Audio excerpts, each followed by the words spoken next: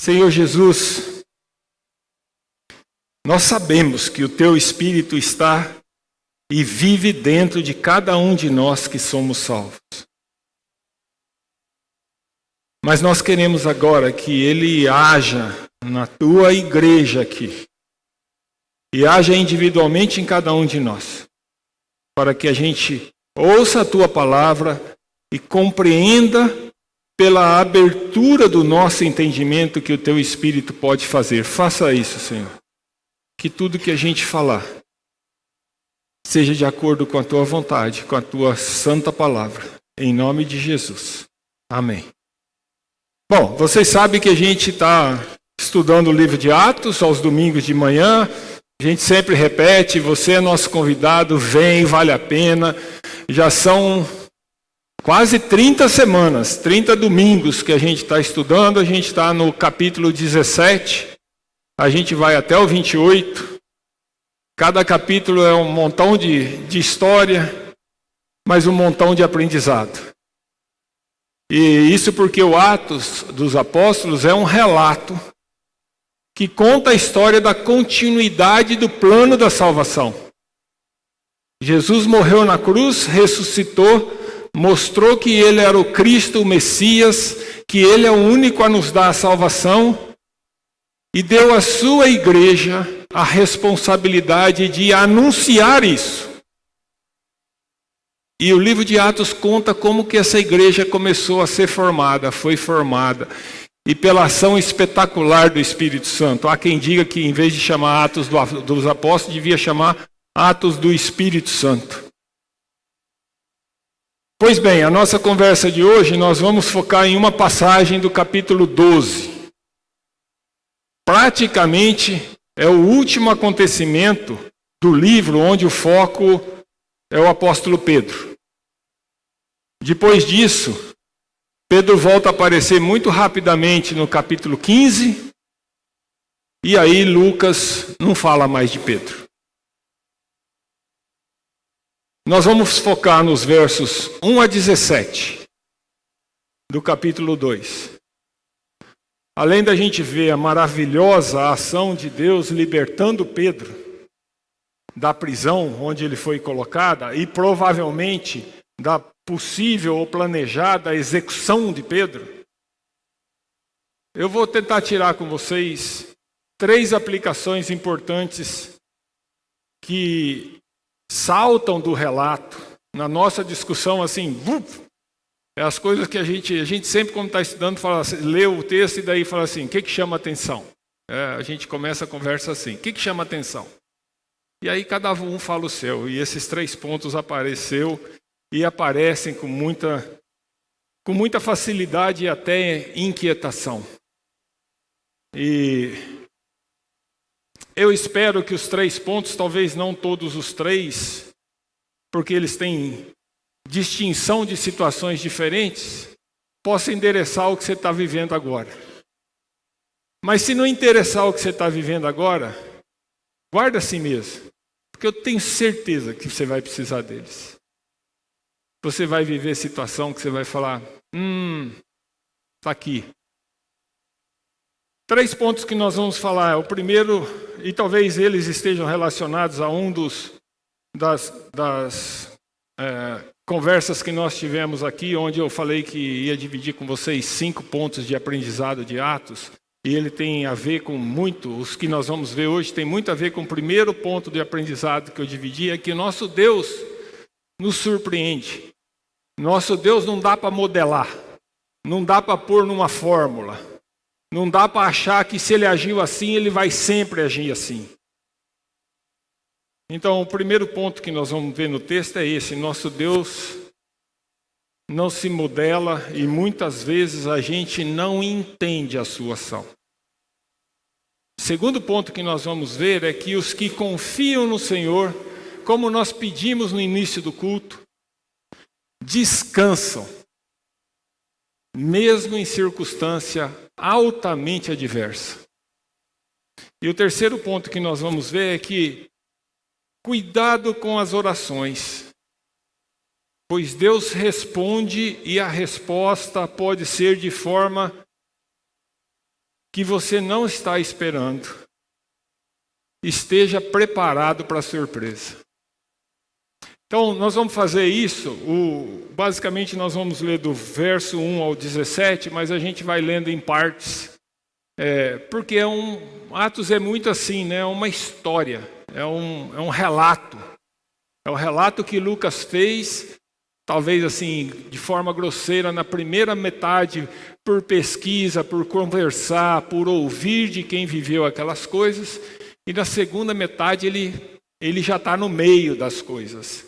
Então aí ele já é quase que testemunha de primeira linha, ele viu e viveu.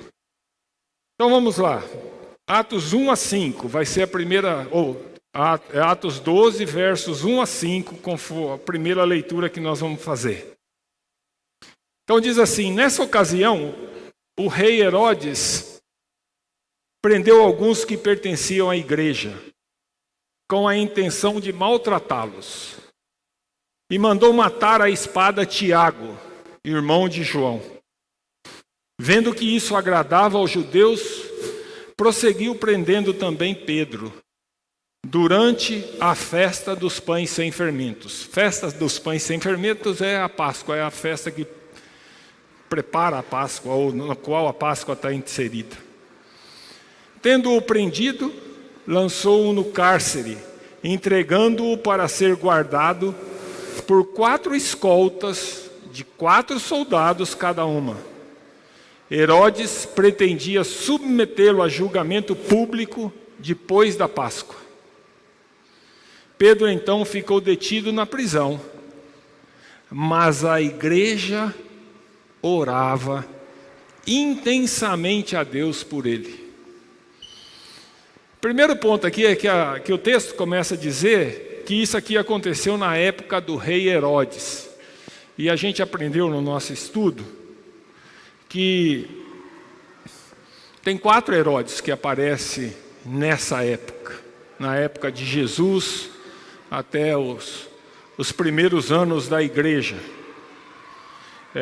Você vai lembrar, possivelmente, além desse texto, você vai lembrar, por exemplo, quando fala do rei Herodes, lá em Mateus 2:1, que fala depois que Jesus nasceu em Belém da Judeia, nos dias do rei Herodes, magos vindo do Oriente chegaram a Jerusalém. E foi aquele que mandou matar as criancinhas abaixo de 2 anos. Esse Herodes não é o mesmo Herodes daqui. Então, esse que aparece lá, né, o Mateus 2, ele é chamado de Herodes o Grande. É o patriarca dos 3 que vêm depois. Era mau, era poderoso, e como eu disse, foi ele que mandou matar as crianças que nasceram na época de Jesus, as crianças não, os meninos, né, que tinham até 2 anos. Depois vem aquele Herodes que matou João Batista, é outro Herodes. Esse é o Herodes Antipas. Ele era filho do primeiro Herodes, do Herodes o Grande. E foi a ele que Pilatos enviou Jesus para ser julgado. E ele perdeu, num dado momento, a graça dos romanos, o apoio dos romanos, e foi exilado. E aí vem o Herodes Agripa I, que era neto do Herodes o Grande, não filho do segundo Herodes, mas filho do irmão do segundo Herodes. E ele foi educado em Roma. Ele tinha uma ascendência judaica por parte de mãe, o que facilitava a sua proximidade com os judeus, com os líderes judeus. E é ele que é citado aqui, em Atos 12. E se a gente continuar lendo o texto, nós vamos parar no 17, mas se a gente continuar lendo o texto, a gente vai ver que ele morreu, a morte descrita no capítulo 12, porque ele aceitou a adoração ou a honraria dado pelo povo, que falou quando viu ele numa festa, num dado momento, O texto diz assim: visto que Herodes não glorificou a Deus, imediatamente um anjo do Senhor o feriu e ele morreu comido por vermes. O povo disse para ele que não era um homem que estava falando, era um Deus. E ele adorou aquilo, né? Achou bom demais. Eu sou bom. Deus falou: você vai ver quem que é o bom. Então o texto que nós vamos ver começa com Herodes prendendo os apóstolos, maltratando os apóstolos, usando todo o seu poder, sendo glorificado pelo povo, achando que ele era o cara. E Deus falou: morreu comido por vermes. E Deus mostrou quem vence ao final. E só para fechar, o quarto Herodes é o Herodes Agripa II, que é filho desse um que morreu e que aparece no capítulo 12. E é com esse quarto que Paulo vai fazer sua defesa lá na frente, em Atos 25, 26. Um ponto muito importante, isso aqui é curiosidade, feche parênteses. Um ponto muito importante é que, naquela época, Roma, a forma de Roma governar o império, é que ele botava governadores e o que eles queriam era o seguinte: quero paz em cada lugar onde tem gente cuidando das áreas do Império Romano. E paz significa, não pode ter conflito lá com o povo, as coisas têm que andar obedecendo o que Roma mandou e as coisas andando em paz em cada território, em cada área. Então Roma valorizava muito os governadores que conseguiam manter o controle sobre a jurisdição que era deles. E que eram respeitados e aprovados pelo povo local. Então o Herodes, que aparece aqui no nosso texto, queria poder. E na sua visão, um dos caminhos para conseguir que isso acontecesse era conquistar o reconhecimento dos líderes judeus. Assim é que começa o texto: para agradar aos líderes judeus e através disso agradar ao imperador romano, ele prende alguns dos crentes, alguns dos cristãos, com a intenção de maltratá-los. É o que está no verso 1 que a gente leu. Só que ele foi além. Ele mandou matar Tiago, o irmão de João. Você se lembra da música? A gente sempre fala isso quando aparecem os Tiagos na igreja. Pedro e Tiago e João no barquinho. Pedro, Tiago e João. É esse Tiago. É o Tiago, irmão de João, o discípulo. Não é o Tiago do livro de Tiago. O Tiago do livro de Tiago é o irmão de Jesus. Agora deixa eu trazer para a sua lembrança uma outra coisa que está escrito nos evangelhos, sobre o pedido que Tiago e seu irmão João fizeram a Jesus. Está em Marcos 10, 37 a 39. Vai aparecer no telão aí.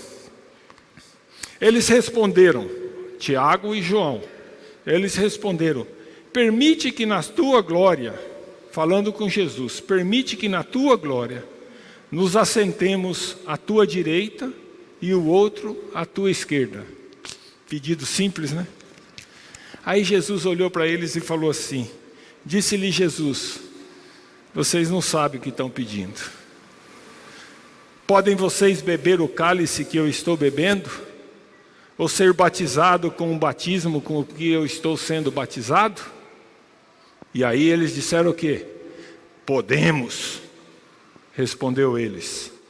Jesus lhes disse: vocês beberão o cálice que estou bebendo e serão batizados com o batismo que estou sendo batizado. Então Tiago foi o primeiro apóstolo a beber o cálice que Jesus bebeu, sendo morto, decapitado pela fidelidade a Jesus. Nós somos chamados para sofrer pelo nome de Jesus. Herodes prendeu e matou Tiago à espada. Foi além do que ele tinha planejado no início. E Deus permitiu que Tiago fosse executado. Que acontecesse assim, como aconteceu com João Batista e tantos outros discípulos. A morte de Tiago, assim como tudo o que acontece, estava sob o cuidado e o cumprimento da soberana vontade de Deus. Aparentemente a estratégia de Herodes estava funcionando. Os judeus gostaram do que tinha acontecido. Se a gente olhar no verso 3 lá, vai aparecer isso. E aí o que ele pensou? Vou em frente, vou avançar. Prendeu também Pedro, que era um dos líderes, se não o principal líder.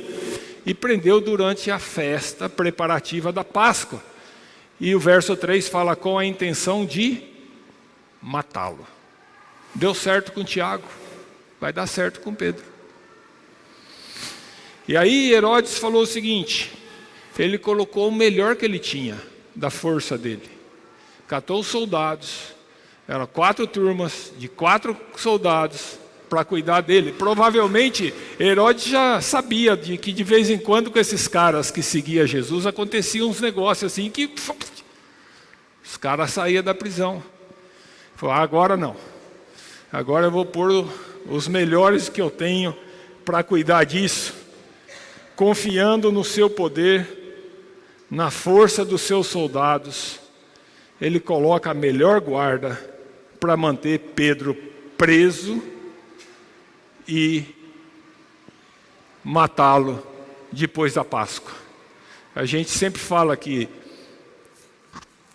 o julgamento e a crucificação de Jesus, até do ponto de vista legal, foi injusto, porque para os judeus durante a Páscoa não podia acontecer julgamento nem execução. Então por isso Herodes, lembra que Herodes queria agradar os líderes judeus. Herodes então fala assim, eu tenho que esperar passar a Páscoa, para depois fazer isso. E é a razão que ele mantém preso na prisão, Pedro na prisão. Agora é interessante o que Lucas fala no capítulo 5, ou verso 5, desculpa. Que enquanto Herodes fazia isso, guarda da melhor qualidade, prisão segura, confiança no seu poder, Lucas fala assim, ele usa uma palavrinha que é assim, mas a igreja orava. Ao contrário de confiar no seu poder, ao contrário de confiar na força humana, ao contrário de confiar nos recursos que tinha, a igreja agia diferente. A igreja orava. Deixa então eu dividir agora, contado o relato para vocês, a primeira aplicação que eu disse que expressei mais ou menos assim, o nosso Deus não pode ser moldado, modelado, e muitas vezes a gente não entende o que Ele faz. Por que eu estou falando isso? Embora não esteja escrito no texto, eu posso admitir que a igreja também deve ter orado por Tiago. A gente aprendeu que uma das características mais marcantes da igreja primitiva, do início pós a ascensão de Jesus, é que era uma igreja que orava. E assim como ela orou por Pedro, ela deve ter orado por Tiago. Mas Deus deixou Herodes avançar e matar Tiago. Eu não sei porque Deus liberta uns e outros não. Porque Ele cura um e outros não. Mas tenho certeza que quer aconteça a libertação ou a morte, Deus tem o controle de tudo. E Ele agirá para a sua suprema vontade acontecer. E aqui, no caso de Tiago, além da vontade de Deus estar sendo feita, Tiago ao morrer, foi estar na glória com Deus. Não queira enquadrar Deus no modelo.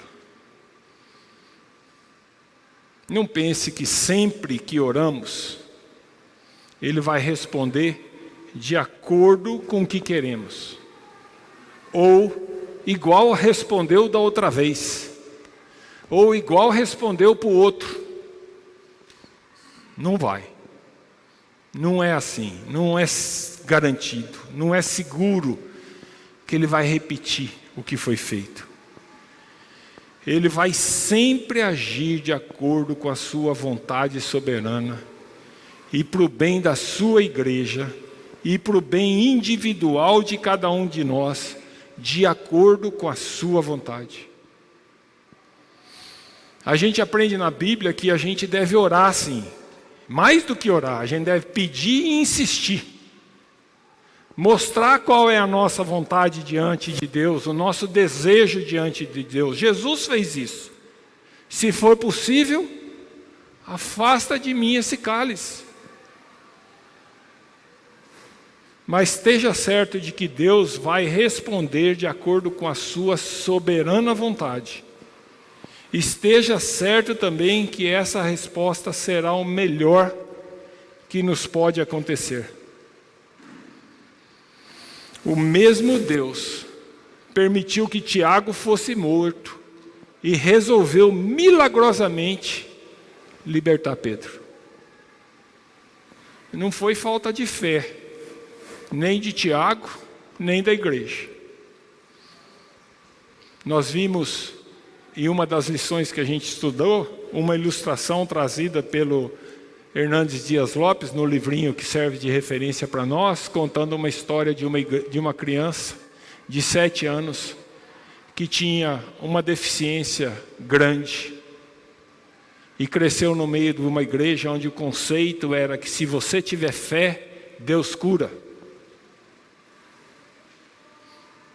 E aquela criança nunca foi curada do problema físico que ela tinha. E o pastor fala assim, aquela criança se tornou uma adulta com 2 problemas. O problema físico e o problema de achar que ela nunca foi sarada porque ela não tinha a fé que ela deveria ter. Cuidado para não tentar modelar Deus. Cuidado para não usar uma teologia barata para interpretar por que certa coisa aconteceu com um, por que certa coisa aconteceu com outro. Deus deixou Tiago morrer. E Deus resolveu libertar Pedro. Tiago foi morto. E agora no texto nosso, Pedro está preso. E a igreja orava. Então vamos, verso 6 até o verso 12. Segundo ponto de reflexão para nós. Vamos ver, continuar a leitura e ver o que aconteceu com Pedro. Verso 6. Na noite anterior ao dia em que Herodes iria submetê-lo a julgamento, ó, guarda isso, hein? É na noite anterior, é como se fosse hoje, amanhã de manhã. Na noite anterior ao dia do julgamento, Pedro estava dormindo entre 2 soldados, preso com 2 algemas, e sentinelas montavam guarda à entrada do cárcere. Repentinamente, apareceu um anjo do Senhor, e uma luz brilhou na cela. Ele tocou no lado de Pedro e o acordou. Depressa, levante-se, disse ele. Então as algemas caíram dos punhos de Pedro. O anjo lhe disse, vista-se e calce as sandálias. E Pedro assim fez. Disse-lhe ainda o anjo, põe a capa e siga-me. E saindo, Pedro o seguiu, não sabendo que era real o que se fazia por meio do anjo. Tudo lhe parecia uma visão. Achava que estava sonhando. Está sonhando. Passaram a primeira e a segunda guarda e chegaram ao portão de ferro que dava para a cidade. Este se abriu por si mesmo para eles e passaram. Tendo saído, caminharam ao longo de uma rua e de repente o anjo o deixou. Então Pedro caiu em si e disse: agora sei, sem nenhuma dúvida, que o Senhor enviou o seu anjo e me libertou das mãos de Herodes e de tudo o que o povo judeu esperava. O que o povo judeu esperava? Mata ele, acaba com esse negócio de igreja, de cristão, e vamos acabar com esse negócio. Percebendo isso, ele se dirigiu à casa de Maria, mãe de João, chamado também Marcos, mãe de João, Marcos, não João o discípulo, onde muita gente se havia reunido e estava orando. Vamos parar aqui por enquanto. Como eu disse, Deus nos surpreende. Quem pode esquadrinhar seus pensamentos? Quem pode prever as suas ações? Tiago foi morto, mas Pedro foi libertado de uma forma maravilhosa e sobrenatural. Nos detalhes, Lucas conta coisa que, se a gente for olhar como aconteceu, e dá para a gente ficar conversando sobre cada uma delas por muito tempo. O verso 11 diz que nem Pedro sabia o que estava acontecendo. Só depois que o anjo o deixou, já livre lá na rua, é que ele percebeu que não estava sonhando. Nesse mesmo verso, Pedro demonstra ter percebido a ação maravilhosa de Jesus. Jesus enviou seu anjo, libertou Pedro da mão de Herodes e de tudo que parecia ser o destino final que o esperava. Lucas relata tudo isso assim de uma forma, com detalhes, e detalhes que mostram para a gente o quão sobrenatural, maravilhosa foi a ação de Jesus, de Deus, na libertação de Pedro. As algemas são abertas, o anjo fala para ele: coloca a tua capa, calça as sandálias. Os portões abrem como se fosse portão automático, e percebe que você está chegando e abre sozinho. E de repente, sem ninguém notar, Pedro e o anjo estão na rua. Pedro estava livre. Tudo parecia um sonho, mas não era um sonho. Era a realidade. Era Jesus agindo. Quando Jesus age, acontece isso. Muitas vezes a gente não acredita no que está acontecendo. Há muitas coisas maravilhosas descritas aqui, mas eu gostaria de chamar a sua atenção para um detalhe, mas que fala muito para a gente. Fala muito do que a gente cantou no início, fala muito a respeito do pedido que o Pedro pôs no início do culto nosso. Está lá no verso 6. Fala assim: na noite anterior ao dia em que Herodes iria submetê-lo a julgamento, Pedro estava dormindo. Pedro dormia. É normal dormir de noite, mas não parece ser normal você dormir sabendo que no amanhecer você vai morrer.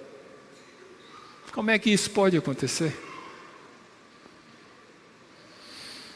Talvez a gente poderia dizer que Pedro estava exausto, estava dormindo de cansado, já não aguentava mais lá, preso, 2 algemas, cansado demais. Mas eu acho difícil crer nisso, até pelo fato do anjo, quando o anjo chegou lá, o anjo, quando fala que o anjo tocou nele, a palavra não é um tocar não, é um cutucão mesmo, para valer. Tipo assim, acorda aí, meu. Certo? O anjo desperta ele e fala: põe a capa, põe a sandália, vamos. E ele respondeu. Então, me parece que Pedro estava esperto. Não é fruto de cansaço. Olhando para outras situações na Bíblia, talvez a gente entenda e dá a resposta do porquê Pedro dormia. E uma outra situação, a gente viu nas 2 ou 3 semanas passadas no nosso estudo, é a situação ocorrida com Paulo e Silas, descrita em Atos 16, e aparece algo muito semelhante, um acontecimento muito igual.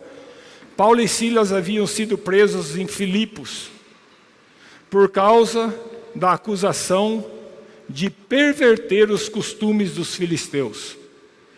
Na verdade, eles pregavam e eles tiraram o demônio de uma escrava que era usada de adivinha por pessoas que faziam lucros com ela. E esse pessoal se revoltou contra eles, fez acusação indevida, e eles acabaram sendo açoitados, humilhados e presos. A Bíblia fala que depois de sofrer tudo isso, lá em Atos 16, 25, fala assim: por volta da meia-noite, depois do dia que eles apanharam e eles estavam presos com os pés num tronco. Há quem diga, a gente não sabe se aconteceu com isso, que esse tronco era usado às vezes para também torturar. Botava a pessoa com os pés presos nesse tronco, com as pernas abertas, e aquilo com o passar do tempo judiava da pessoa a beça. Então eles estavam lá por volta da meia-noite presos, e o que eles estavam fazendo? Orando e cantando hinos a Deus. E os outros presos ouviam. Eles não dormiam, mas eles cantavam. Depois de ter sido surrado. E fala que depois que Deus liberta eles ali, o carcereiro vai curar as feridas que o açoite fez nas costas de Paulo. Esses caras machucados, presos, cantavam. Eles não cantavam porque estavam exaustos, nem devido à dor dos açoites. Eles oravam e cantavam porque confiavam em Deus. Porque sabiam que a vida deles e aqueles acontecimentos estavam na mão do Senhor. Eles estavam tranquilos, seguros em Jesus. Para mim, quando a gente olha lá para Romanos 14:8, é aquela certeza expressa em Romanos 14:8 que permitiu essa celestial tranquilidade no meio de tanta adversidade.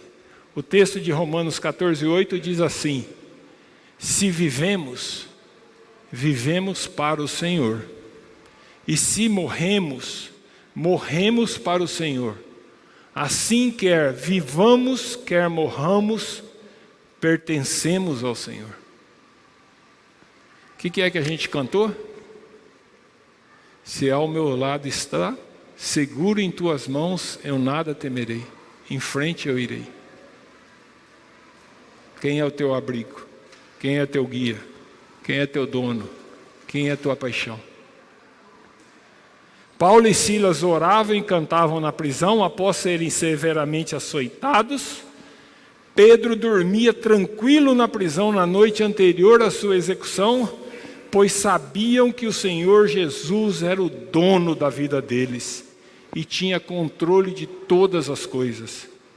Viver ou morrer, desde que segundo a vontade de Deus, significava e significa para nós vitória. Eu não consigo me imaginar assim. Queria muito poder ter certeza dessa reação.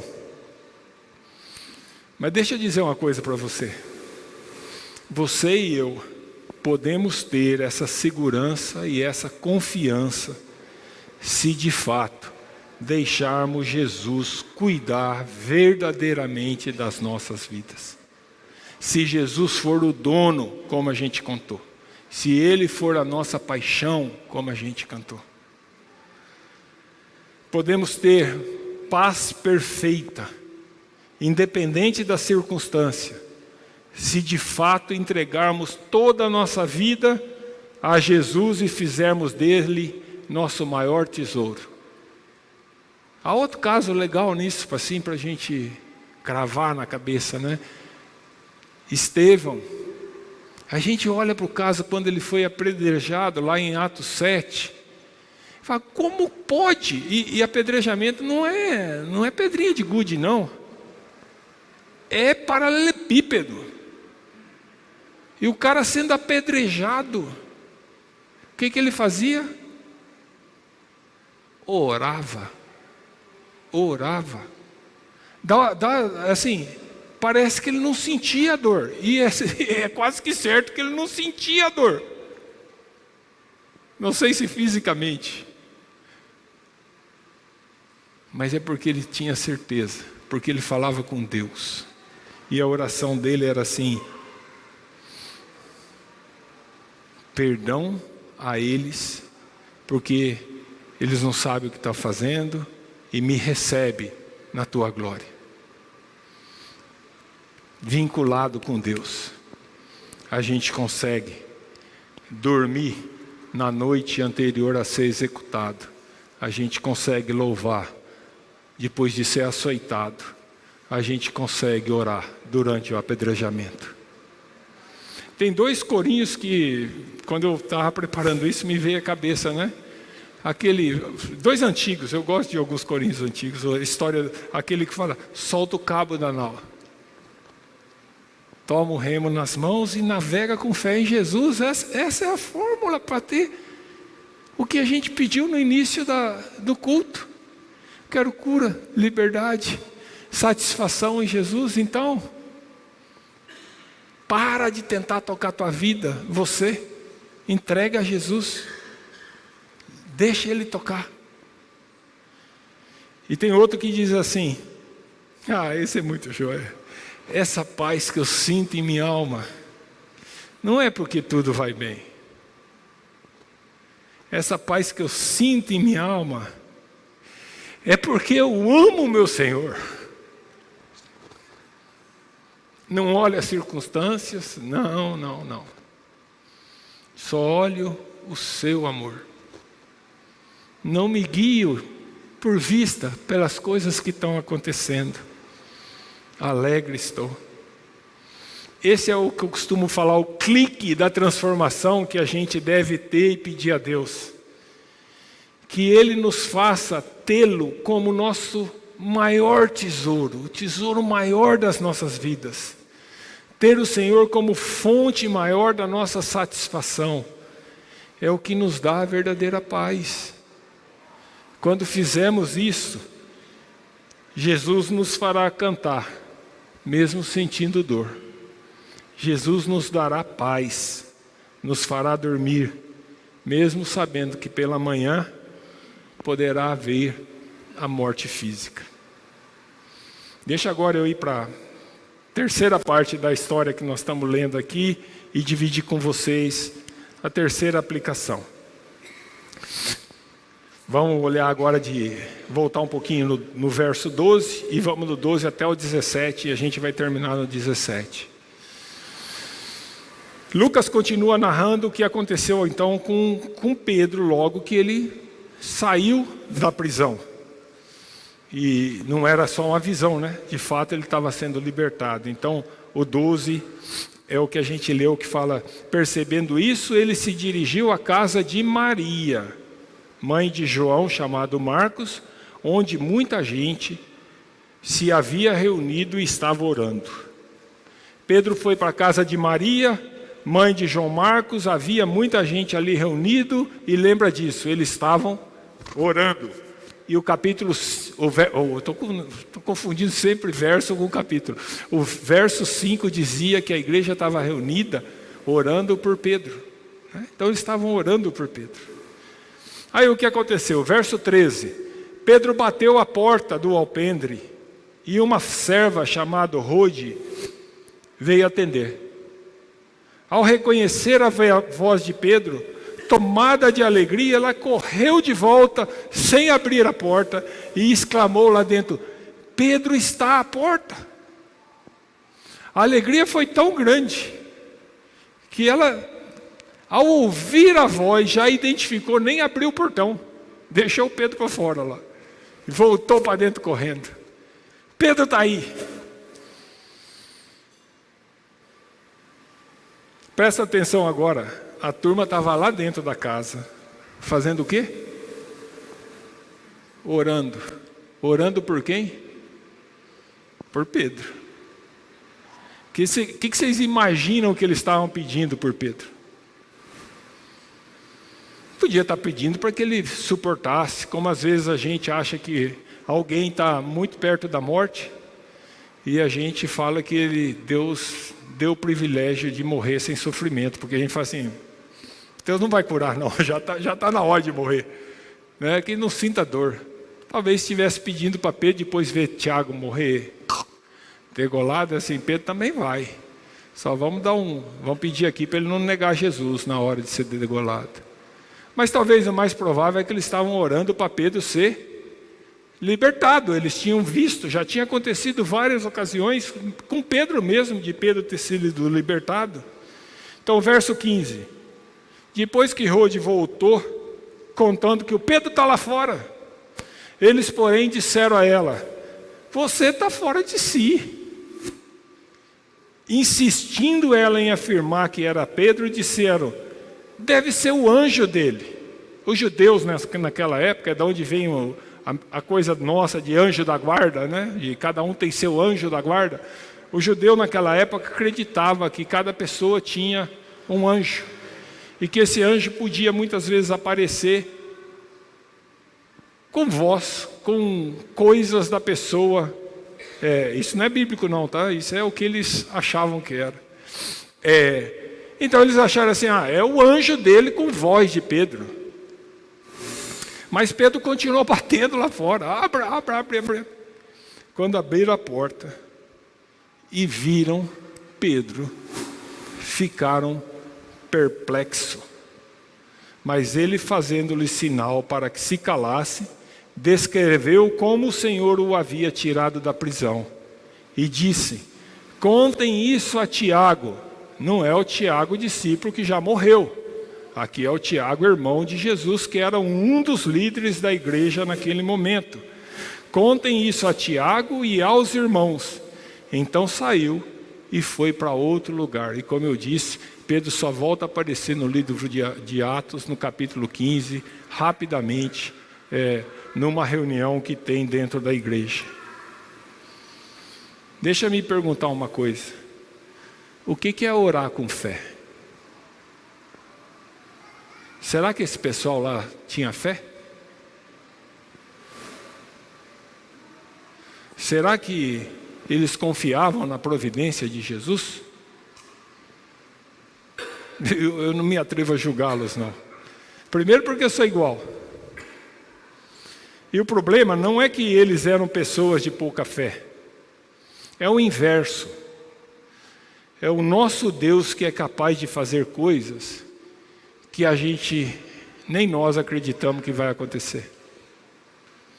Ele surpreendeu a eles e nos surpreende também. Eu me lembro muito bem quando era criança em Cândido Mota.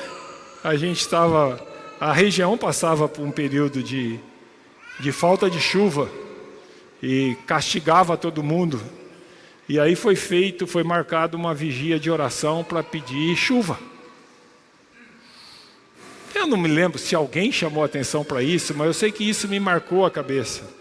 Muitas pessoas foram para a vigília, mas o incrível é que ninguém foi de guarda-chuva.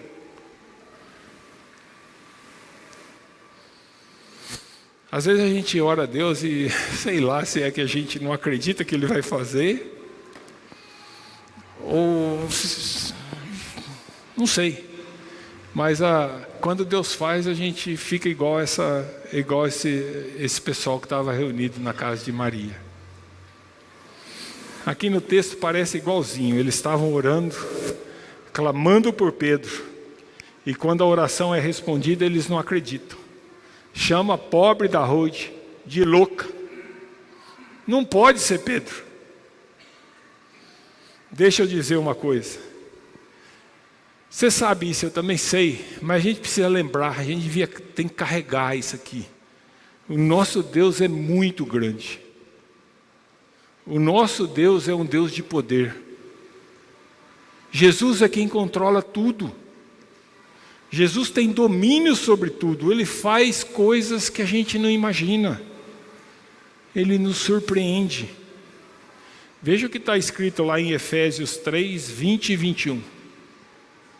Lá diz assim: aquele que é capaz de fazer infinitamente mais do que tudo que pedimos ou pensamos, de acordo com o seu poder que atua em nós, a Ele seja a glória, na Igreja e em Cristo Jesus, por todas as gerações, para o todo sempre. Amém.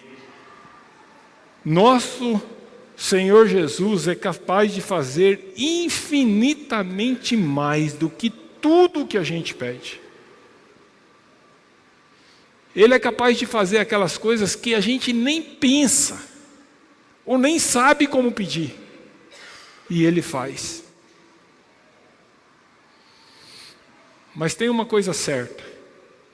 Ele vai fazer, desde que seja de acordo com a sua soberana vontade, de acordo com o seu propósito. E esteja certo, vai ser o melhor para você, vai ser o melhor para mim. Eu vou concluir, e para concluir eu vou lembrar os 3 pontos que a gente falou então, tá? As 3 aplicações que a gente pode tirar daqui. Primeiro é que a gente não enquadra Deus, a gente não modela Deus. Não dá para definir uma receita para a ação de Deus. A igreja ora, mas Tiago é executado. A mesma igreja ora e Pedro é libertado. Aprenda que Deus vai fazer as coisas de acordo com a vontade dEle, com a vontade soberana dEle. Qual é o nosso papel? Nos subordinar à vontade dEle e o adorar. Segunda aplicação que a gente falou para a gente relembrar. É possível ter paz e serenidade completa quando nossa confiança está firmemente colocada em Jesus Cristo e fazemos dele nosso único tesouro. Não fique preocupado quanto vai doer quando você for atingido pela perseguição resultante do testemunho do Evangelho. Jesus lhe dará tudo o que você necessita para enfrentar essa adversidade. Terceiro ponto, Deus nos surpreende. Ele é capaz de fazer muito mais do que pedimos. A resposta é fruto da graça, do amor, da vontade soberana de Jesus Cristo. Não é simplesmente se estou pedindo com fé ou não. Ele é capaz de fazer muito mais do que pensamos, mas sempre fará de acordo com o plano e com a vontade dele. Para eu concluir, e vai ser a nossa oração final, eu vou voltar lá em Efésios 3, pouquinho antes do que a gente leu há pouco.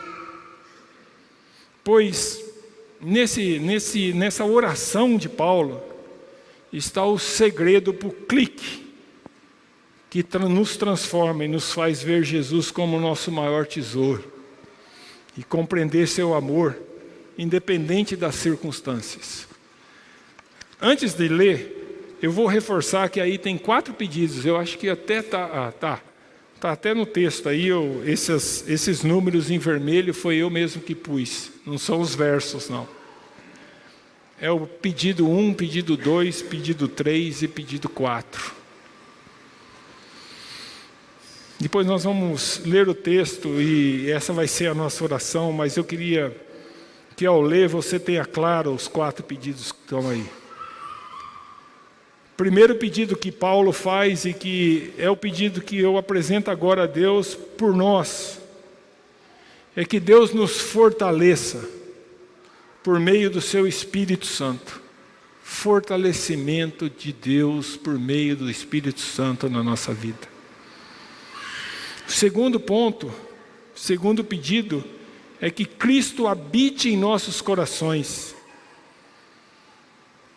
Esse habite, o Espírito Santo já está em nós, Jesus já está vivendo em nós, mas aqui quer dizer assim, que realmente a gente dê espaço para Ele. Pedido 3 é que a gente possa compreender e conhecer a grandeza do amor de Cristo. Só assim a gente vai fazer dele a nossa paixão.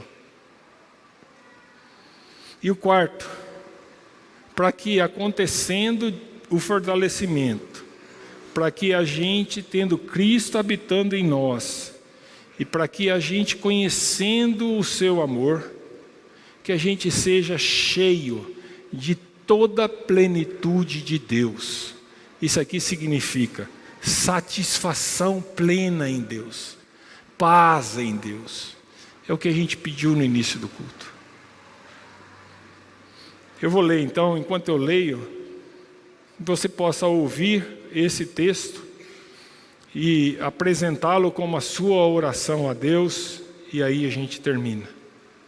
Oro para que com suas gloriosas riquezas Ele os fortaleça no íntimo do seu ser com poder, por meio do seu Espírito, para que Cristo habite em seus corações mediante a fé.